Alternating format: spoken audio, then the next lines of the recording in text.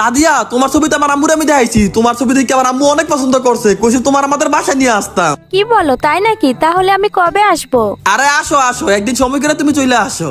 আচ্ছা, তাহলে আমি 4-5 দিন পরেই যাব। ওকে, সমস্যা নাই, যখন ইচ্ছা তখন আইসো। এখন বলো তোমার জন্য কি রান্না করতাম। আরে তোমাদের যেটা ইচ্ছা ওইটাই রান্না করো। আরে বলো না, শরম পাইতেছো কেন? তোমার কি কি পছন্দের খাবার, খালি একটু নাম দি বললো। আমার জন্য পোলাও, মুরগির মাংস, খাসির মাংস, উটের মাংস, রুই মাছ, কাতলা মাছ, মহিষের মাংস, হরিণের মাংস, এগুলা হলেই হবে।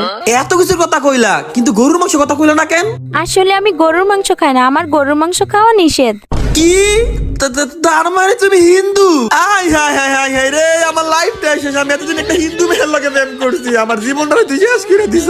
এখন তো আমার মাই তোর জীবন মাইনা লইতো না, একটা হিন্দু মেয়ের বুঝে আমার মাই ঘরের বউ লইব।